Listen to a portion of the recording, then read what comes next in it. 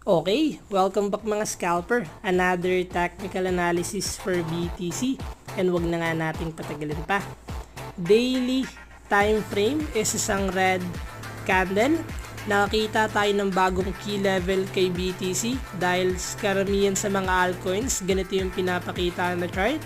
So meron tayong trend line support here, nagkaroon tayo ng breakout, pullback, and then nagkaroon ng rejection.